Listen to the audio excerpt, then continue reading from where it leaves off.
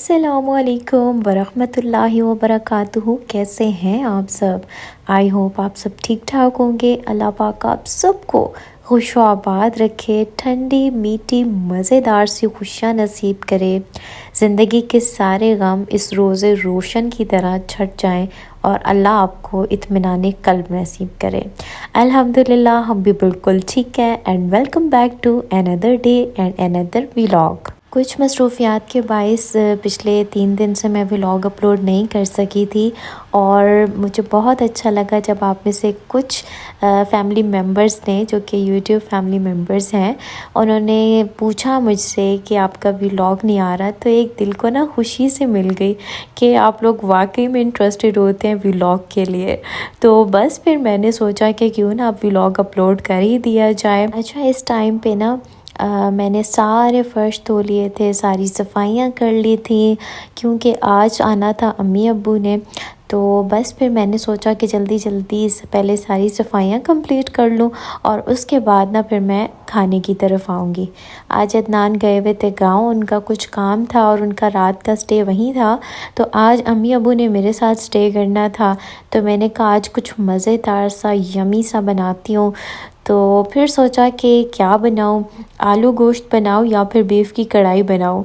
फिर बिलाखिर जिस बात पर मेरा दिल मुत्तफ़िक हुआ वो था बीफ कढ़ाई। तो बस फिर जल्दी जल्दी मैंने गोश्त निकाला और उसके बाद ना मैंने तैयारी स्टार्ट कर दी। अच्छा, मुझे ना आलू गोश्त भी बहुत ज़्यादा पसंद है। वो अपनी बचपन वाली एक वाइब्स याद आती हैं। जब आलू गोश्त बनता था तो उस दिन खुशी की इंतहा ही नहीं होती थी कि भाई आज आलू गोश्त बना है। आप लोगों में से किस किस को आलू गोश्त पसंद है, लाजमी बताना मुझे।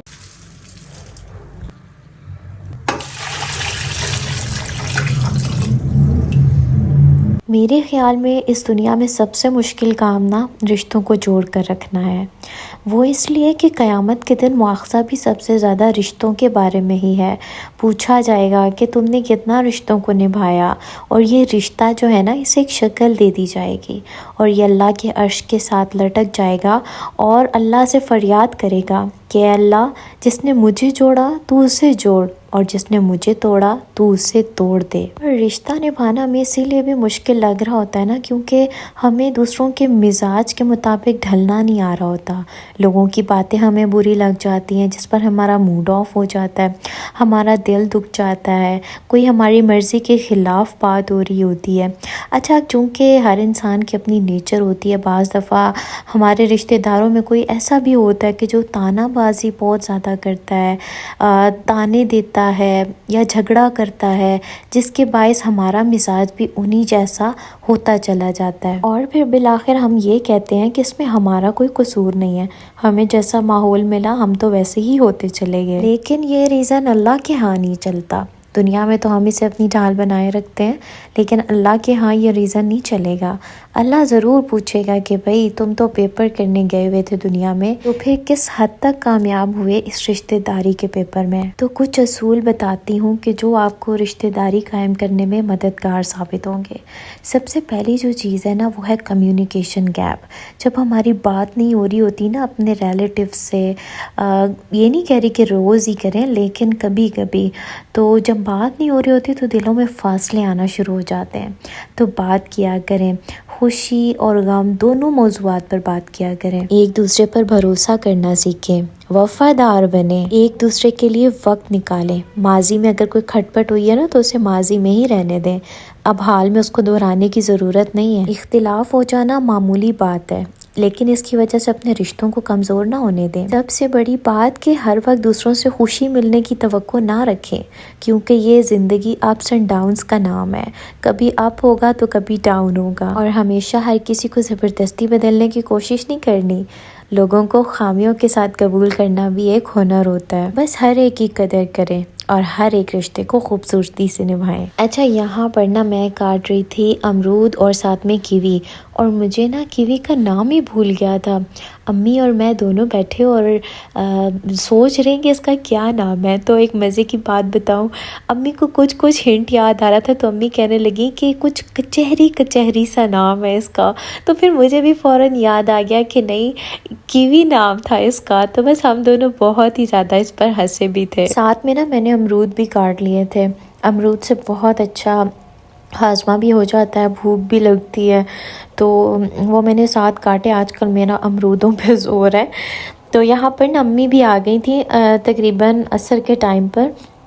तो बस यहाँ पर नमाज का टाइम था, तो मैंने अम्मी के लिए जाए नमाज बिछाई। बस उनके पाँव में तकलीफ़ रहती है ना, तो वो नीचे बैठ के नमाज नहीं पढ़ सकती, तो उनके लिए ना सोफ़ा आगे कर दिया था ताकि वो इजीली यहाँ पर नमाज की अदायगी कर लें।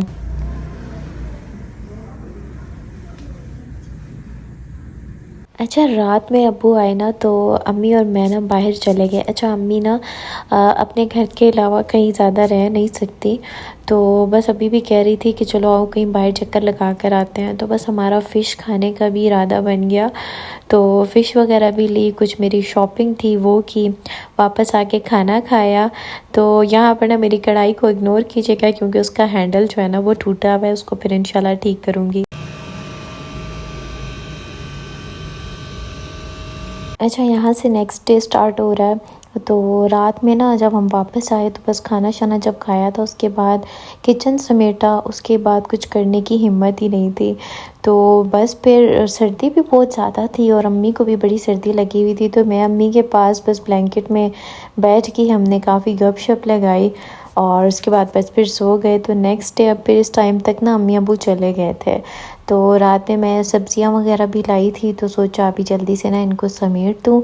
तो वैसे तो अदनान ही लाते हैं, लेकिन अभी चूँकि ख़त्म हुई हुई थी और अदनान भी घर पर नहीं थे, तो बस मैंने ना सोचा कि मैं सब्ज़ी ले आऊँ। अभी मैं याद कर रही थी ना कि कुछ टाइम पहले टमाटर कितने महंगे हो गए थे। हमारे मुल्क में जिस चीज़ की भी शॉर्टेज होती है ना, तो सारे लोग ही फ़ायदा उठाते हैं इस बात का। जिस बंदे के पास भी वो चीज़ अवेलेबल होती है ना, वो लाजमी फ़ायदा उठाता है और उसको डबल ट्रिपल दामों पर बेचता है। तो हम जो अपने हुक्मरानों को बुरा कहते रहते हैं ना, तो दरअसल हुक्मरानों का कसूर नहीं है, हम आवाम खुद ही ऐसी हैं, तभी हमारे ऊपर हुक्मरान भी ऐसे ही मुसल्लत होते हैं। तो ये बात तो रिवायात से भी साबित है कि जैसे रियाया होगी उसके ऊपर वैसे ही हुक्मरान मुसल्लत किए जाएंगे। इसमें कसूर हुक्मरानों का नहीं है बल्कि हमारी अपनी ज़ात का है।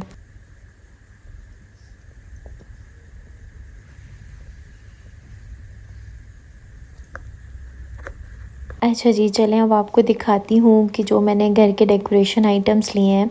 अच्छा, ये अम्मी को बहुत ज़्यादा पसंद आया था, तो इसलिए मैंने ये ख़रीद लिया। ये बड़ा ही ट्रेडिशनल सा लगता है ना, तो घर में पड़ा हुआ बिल्कुल ट्रेडिशनल वाइब्स देता है। अम्मी को बहुत ज़्यादा पसंद आया था, तो मैंने ना इसको फिर ले लिया।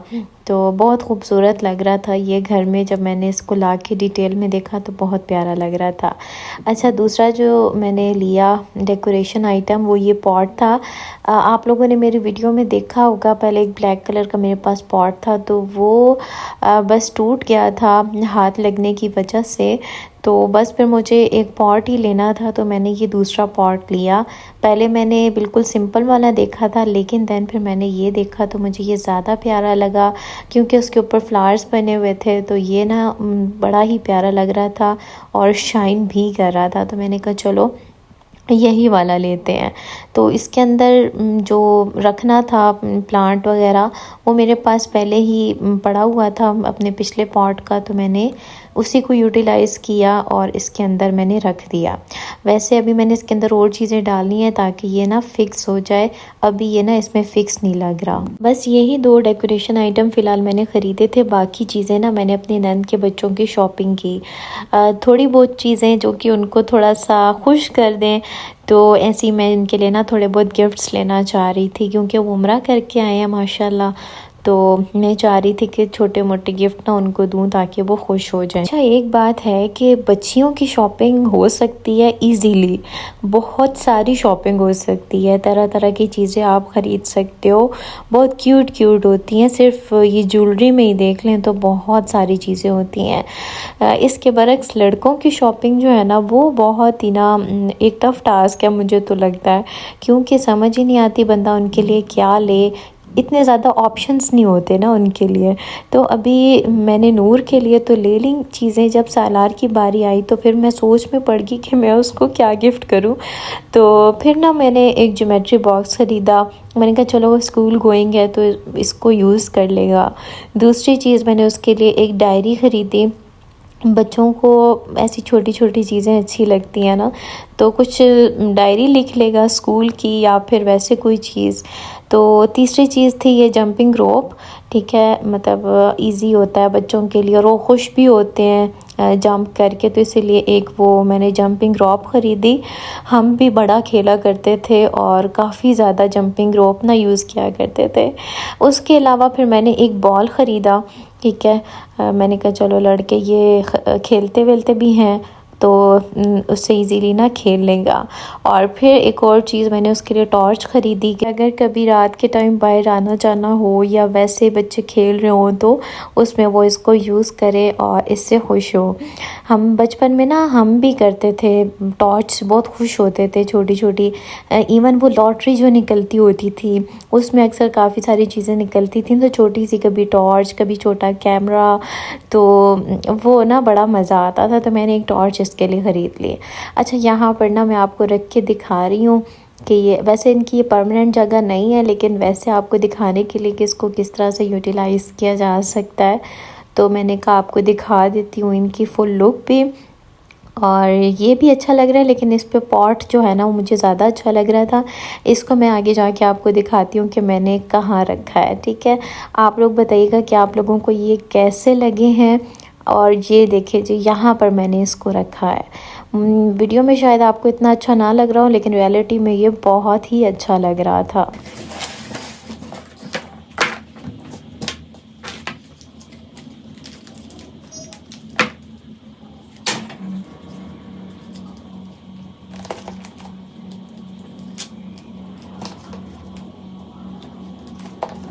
अच्छा, नूर और सालार के लिए मैंने जो चीज़ें ली थी ना, तो मैंने कहा ये शॉपर में डली हुई इतनी अच्छी नहीं लगेंगी, तो मैं इस तरह करती हूँ कि एक कार्डबोर्ड लेती हूँ, तो उसके ऊपर ना मैं स्टिक कर देती हूँ डबल टेप और UHU के साथ ना, तो वो एक जगह एक पैक बन जाएगा दोनों का अपना अलग अलग, तो वो फिर ना इजीली उनको मैं दे भी दूँगी। अभी मेरे पास इतना टाइम नहीं था क्योंकि बिल्कुल हम शॉर्ट टाइम के लिए मार्केट गए थे, तो वरना मैं फिर कोई अच्छी सी पैकिंग ले लेती जिसमें मैं इनको ना रख के उनको गिफ्ट देती, बट अभी फिर वो अवेलेबल नहीं थी, तो बस मेरे माइंड में आया तो मैंने ना इसलिए इनको कार्डबोर्ड पे ना स्टिक कर दिया। हमने बहुत सी ऐसी ख्वाहिशात पाल रखी होती हैं कि इनको मुस्तकबिल में अपनी यादों का हिस्सा बनाएंगे, लेकिन हकीकत पता है क्या है कि इंसान जैसे जैसे अपनी उम्र के मराहिल तय करता है, आगे बढ़ता है ज़िंदगी में, तो ज़िम्मेदारियों का बोझ इस कदर उसके कांधों पर आ पड़ता है कि अपनी ख्वाहिशात को अपनी यादों का हिस्सा बनाना तो कहीं ख्वाब में ही रह जाता है। तो फिर इसीलिए तो कहते हैं कि बाद में कुछ नहीं होता, जो होता है वो अब ही होता है। बाज़ दफ़ा बाद में देर हो जाती है, बाज़ दफ़ा बाद में हमारा दिल ही नहीं करता, और बाज़ दफ़ा तो वक्त ही नहीं रहता, हम समझदार हो जाते हैं,